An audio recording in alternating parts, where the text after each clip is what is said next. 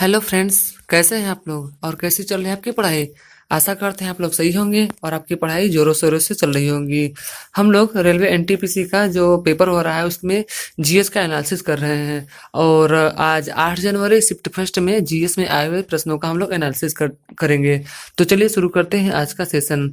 आज हम जीएस में कुछ क्वेश्चन को देखेंगे। जैसे हमारा पहला क्वेश्चन है, भारत में पहली ट्रेन कहाँ चली थी, यानी कि भारत में पहली बार जब ट्रेन चली थी तो कहाँ से कहाँ के बीच में चली थी। तो भारत में पहली बार ट्रेन बम्बई से थाड़े के बीच में चली थी 1853 ईस्वी में। और 1853 ईस्वी में जब भारत में पहली बार ट्रेन चली थी तो इसमें भारत का जो वायसराय था वो था आपका 1853 में, यानी कि लाडी डलहौजी था। चलिए अगले क्वेश्चन को बढ़ते हैं। हमारा आज का अगला क्वेश्चन है, कांग्रेस का विभाजन कब हुआ था। तो आपका राइट आंसर हो जाएगा 1907 में, सूरत में। ठीक है, तो 1907 में कांग्रेस का विभाजन हुआ था। और इसी कांग्रेस के विभाजन में आपका जो ये कांग्रेस है दो भागों में बढ़ गया था, नरम दल और गरम दल। इसकी अध्यक्षता रास बिहारी बोस ने की थी। अगला क्वेश्चन हमारा, सबसे बड़ी मीठे पानी की झील। तो पूरे विश्व की जो सबसे बड़ी मीठे पानी की झील है वो आपका सुपीरियर झील है।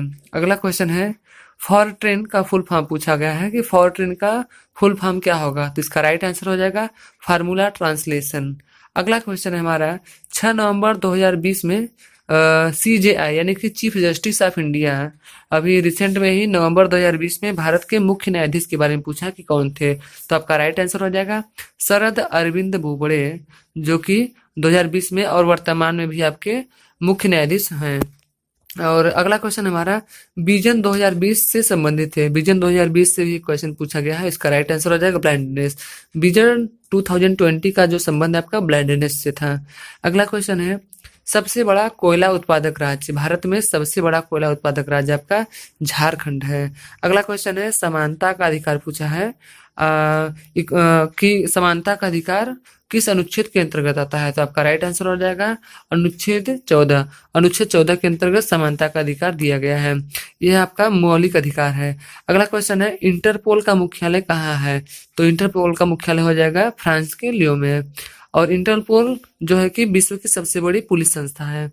अगला क्वेश्चन है, विश्व बैंक में मुख्य वित्तीय अधिकारी कौन है। तो आपका राइट आंसर हो जाएगा अंशुल कांत। अंशुला कांत जो है कि वर्तमान में विश्व बैंक में मुख्य वित्तीय अधिकारी हैं। तो अगले क्वेश्चन को बढ़ते हैं। आज का हमारा अगला क्वेश्चन है, COP25 यानी कि COP25 यानी कि कॉपरेशन ऑफ पार्टीज, जो आपका 25वां है, ये सम्मेलन कहाँ हुआ है। तो आपका राइट आंसर हो जाएगा स्पेन की राजधानी मैड्रिड में। स्पेन की राजधानी मैड्रिड में COP25 आपका सम्मेलन संपन्न हुआ है। और स्पेन दुनिया का एकमात्र ऐसा देश है जहाँ पर कपड़े का अखबार बनता है या कपड़े का अखबार छपता है। और स्पेन का अगर हम बात करें वहाँ के स्पेन के राष्ट्रीय खेल की, तो वहाँ का राष्ट्रीय खेल है सांड से मानव का युद्ध। तो चलिए अगले क्वेश्चन की ओर बढ़ते हैं। हमारा अगला क्वेश्चन है, पहली बार विदेशी सरजमी पर झंडा फहराने वाली महिला कौन थी। तो आपका राइट आंसर हो जाएगा मैडम भीकाजी कामा।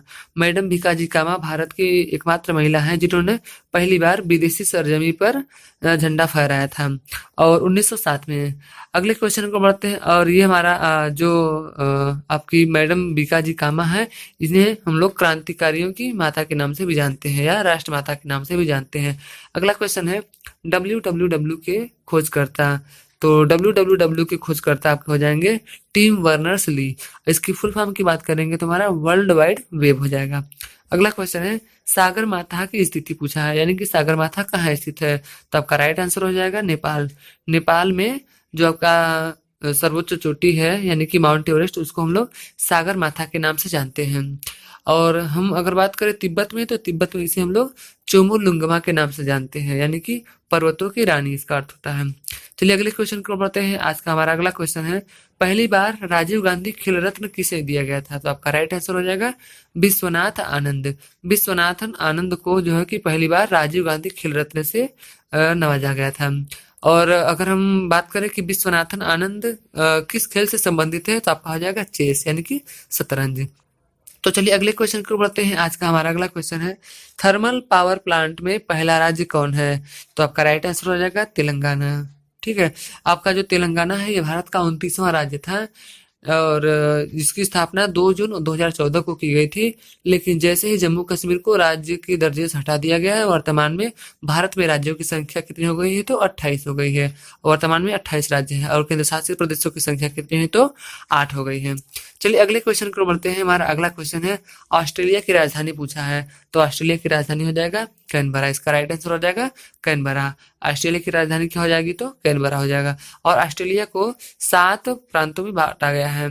चलिए अगले क्वेश्चन को बढ़ते हैं। आज का हमारा अगला क्वेश्चन है, आरोग्य सेतु ऐप विकसित किया गया था, यानी कि आरोग्य सेतु ऐप को किसके द्वारा विकसित किया गया था, तो आपका राइट आंसर हो जाएगा राष्ट्रीय सूचना विज्ञान केंद्र। राष्ट्रीय सूचना विज्ञान केंद्र के द्वारा आरोग्य सेतु ऐप को जो है कि विकसित किया गया था। अगला क्वेश्चन है, ब्राजील की राजधानी पूछा है, तो आपका राइट आंसर हो जाएगा ब्राजील की राजधानी ब्रासिलिया।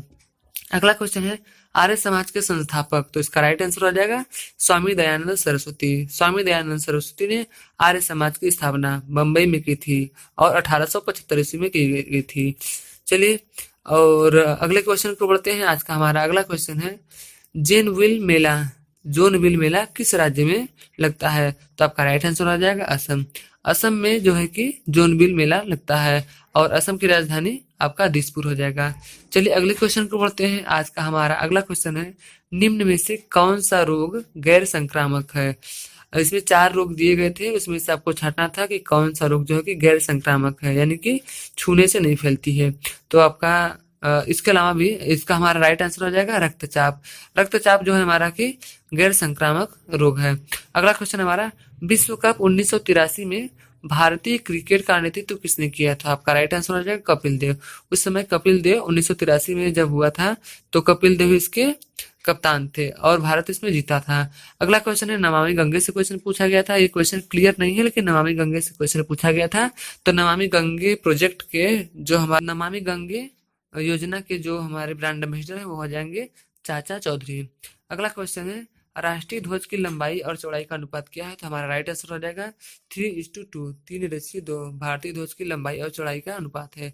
चलिए अगले क्वेश्चन की ओर बढ़ते हैं। आज का हमारा अगला क्वेश्चन है, दूसरा संवैधानिक पद कौन सा है, तो आपका राइट आंसर हो जाएगा उपराष्ट्रपति। उपराष्ट्रपति का पद जो है कि दूसरा संवैधानिक पद है। अगर हम बात करें पहले संवैधानिक पद की, तो हमारा राइट आंसर हो जाएगा राष्ट्रपति। राष्ट्रपति का पद जो है कि सर्वोच्च संवैधानिक पद है और जो हमारा दूसरा बात करें तो उपराष्ट्रपति हो जाएगा।